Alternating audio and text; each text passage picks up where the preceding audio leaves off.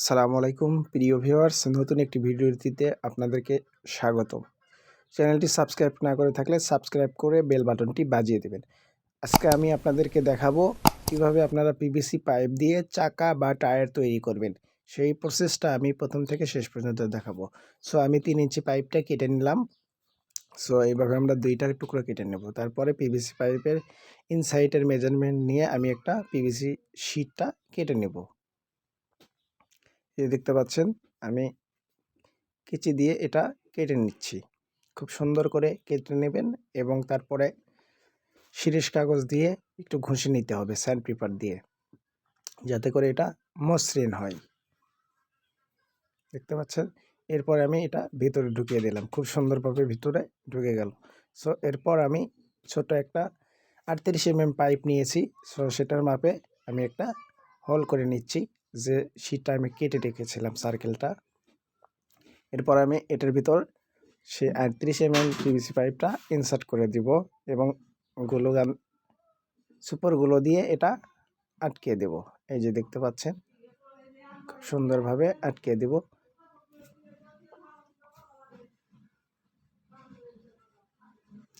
দেখতে পাচ্ছেন আমাদের কাজটি কিন্তু হয়ে গেছে। সো আমি কিন্তু এখন সুপারগুলো ইউজ করব। সো এটা কিন্তু কাটার সময় একটু জায়গাটা পরিমাণ বেশি হয়ে গেছে। সো এটা আমি পিভিসি কাটার সময় যে অংশগুলো পড়েছিল সেগুলো দিয়ে কিন্তু আমি এটা সুন্দরভাবে আটকে দিলাম। সো তারপর আমি কিন্তু পিভিসি পাইপের যে শিটটা কেটে নিয়েছিলাম সেটা কিন্তু ভিতরে প্রবেশ করিয়ে সুপারগুলো দিয়ে আটকে দিলাম। এরপর আমি এটাও সুপারগুলো দিয়ে আটকে দেব। এই দেখতে পাচ্ছেন, খুব সুন্দরভাবে আমি আটকে দিয়েছি।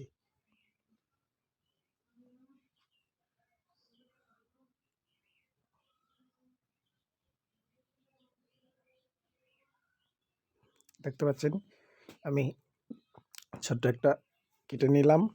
এরপর আমি এটা এর মাঝখানে ব্যবহার করব।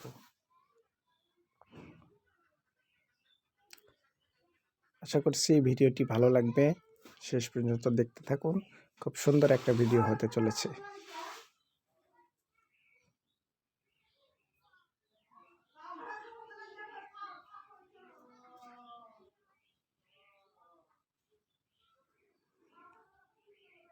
তারপরে আমি কিছু পিভিসি পাইপের টুকরা নিলাম এবং মাঝখানে দিয়ে দিচ্ছি। এই মাপে আমি ওই পিভিসি শিটটা বসিয়ে দেব। সো দেখতে পাচ্ছেন আমার পিভিসি শিটটা আমি বসিয়ে দিলাম। এরপর আমি সুপারগুলো দিয়ে আটকে দেব। খুব সুন্দরভাবে সুপারগুলো দিয়ে আটকে দিলাম। দেখতে পাচ্ছেন যে ওই পাশে আমরা একটা হোল করে নেব এবং আমাদের পিভিসি পাইপের যে বাড়তি অংশটুকু রয়েছে সেটা কিন্তু আমরা খুব ইন্ডিকেটর দিয়ে খুব সুন্দরভাবে কেটে দিচ্ছি।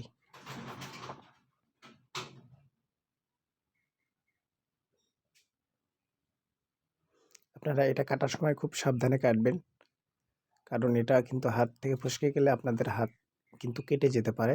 সো সাবধানতা অবলম্বন করবেন। খুব সুন্দরভাবে আমি কেটে নিলাম এবং তারপর স্যান্ড পেপার দিয়ে একটু ঘষে নেব, যাতে করে এটা দেখতে অনেক মসৃণ হয়।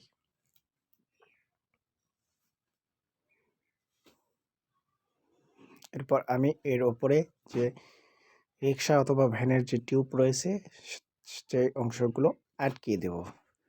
আমি মিডল বরাবর একদম হোল্ড করে নিচ্ছি এবং এখানে কলমের যে কলম রয়েছে, কলমের কালি শেষ হয়ে যাওয়া সেই কলমের কিছু অংশ আমি কেটে এখানে লাগিয়ে দেব। আপনারা দেখতে পাচ্ছেন যে আমি হোল তৈরি করছি। দেখুন খুব সুন্দরভাবে কিন্তু আমি কলমের এই অংশটুকু আটকিয়ে দিলাম এবং সুপারগুলো দিয়ে খুব সুন্দরভাবে আটকিয়ে দেব। এবং এইটার কলমের যে ছিদ্রটা রয়েছে এটার ভিতরেই আমি যে সাইকেলের স্প্রু রয়েছে সেটা কিন্তু ব্যবহার করব। সো এই যে দেখতে পাচ্ছেন, এখন আমি টিউব কেটে নিচ্ছি, এইটার উপরে আমি দিয়ে দেব। সো এটা দিলে কিন্তু অনেকটা একদম রিয়েল যে টায়ার রয়েছে সেটার মতো লাগবে। সো আমি এটা এভাবে কেটে নিলাম। আপনারা দেখতে পাচ্ছেন কি সুন্দর ত্রিভুজের মতো করে কেটে নিলাম।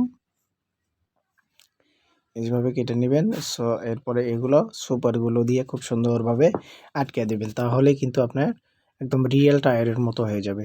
সো এই যে দেখতে পাচ্ছেন এটা যদি আপনি সাদা চাকা হতো তারপরে যদি কালো দিতেন সেটাতে কিন্তু আপনার এইটা খুব ফুটে উঠতো। সো আমার যেহেতু দুইটাই কালো, সো এই কারণে কম ফুটে উঠেছে। এই যে দেখতে পাচ্ছেন আমি কিন্তু সুপারগুলো দিয়ে খুব সুন্দরভাবে আটকে দিচ্ছি। এই যে এর মধ্যে আমার সুপারগুলো শেষ হয়ে গিয়েছে, দেখতে পাচ্ছেন খুব সুন্দরভাবে আটকে দিচ্ছি।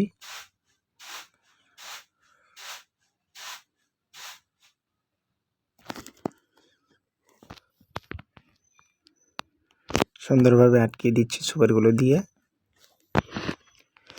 ভিডিওটি ভালো লাগলে ভিডিওটিতে একটি লাইক করুন, সুন্দর সুন্দর কমেন্ট করুন।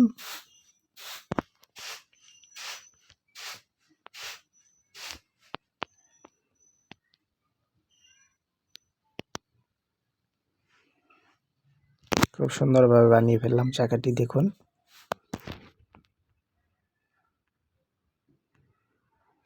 দেখতে পাচ্ছেন কত সুন্দর চাকা হয়েছে।